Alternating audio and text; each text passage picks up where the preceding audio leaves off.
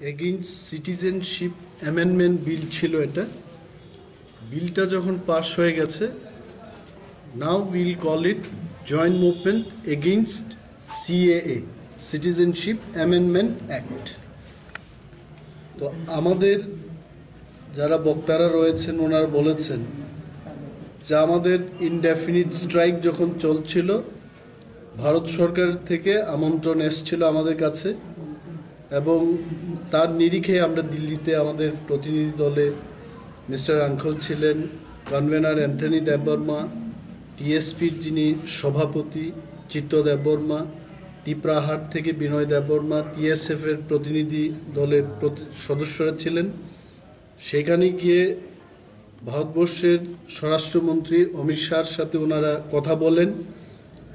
উনি আমাদের আশ্বস্ত করেছেন যে ত্রিপুরাকে বাঁচানোর জন্য কেন্দ্রীয় সরকার যা যা পদক্ষেপ গ্রহণ করতে পারবে তার জন্য একটা দাবি দাবা তৈরি করে জেএম এসিএ এবং কেন্দ্রীয় সরকারের মধ্যে একটা আলোচনা হবে এবং সে আলোচনার জন্য আপনারা দাবি দাবা তৈরি করুন। পুনরায় আপনাদের দিল্লিতে আসতে হবে এবং সেটা ডিপেন্ড করবে আপনাদের উপর। 2 দিনের মধ্যে আপনারা আসতে পারেন, 1 সপ্তাহের মধ্যে যদি সেটা হয় ভারত সরকারের জন্য সেটা খুব ভালো হবে বলে অমিত শাহজি আমাদের প্রতিনিধি দলের সদস্যদের বলেছে।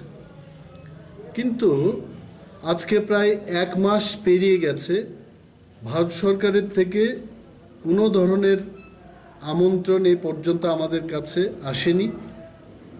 তখন আমরা সেদিন গতকাল এবং তার আগের দিনটাই মিটিং করেছি নিজেদের মধ্যে। আমরা সিদ্ধান্ত নিয়েছি, ভারতবর্ষের বিভিন্ন জায়গায় আন্দোলন চলছে এই সিটিজেনশিপ অ্যামেন্ডমেন্ট অ্যাক্টের বিরুদ্ধে।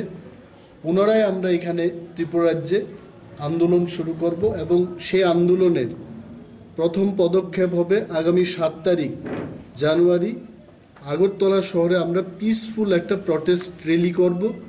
সেই র্যালির মাধ্যমেই ত্রিপুরাকে যারা বাঁচাতে চান এবং প্রত্যন্ত অঞ্চলে ভূমিপুত্রদের স্বার্থ রক্ষায় যারা এগিয়ে আসতে চান এবং এই রাজ্যে সকল অংশের মানুষের মধ্যে যারা সম্প্রীতি রক্ষা করতে চান, তারা যেন আমাদের এই আন্দোলনে সামিল হন, সেই আবেদন রাখার জন্য আমরা আজকে প্রেস মিটটা ডেকেছি। এখান থেকে রবীন্দ্র ভবন প্রাঙ্গণের থেকে শুরু হবে মিছিলটা এবং শহর পরিক্রমা করে সেখানে শেষ হবে। 11টায় আমরা সময় নিয়েছি। এবং আরও একটা ঘোষণা হলো, ত্রিপুরা স্টুডেন্ট ফেডারেশন গত বছর 8 তারিখ জানুয়ারি যখন নেশুর একটা বন্ধের সেই কর্মসূচিতে অংশগ্রহণ করতে যায়, সেখানে পুলিশ যারা পিকেটার্স ছিল বা আন্দোলনকারীরা ছিল তাদের উপর গুলি চালিয়েছে, এটা আপনারা নিশ্চয়ই মনে আছে আপনাদের।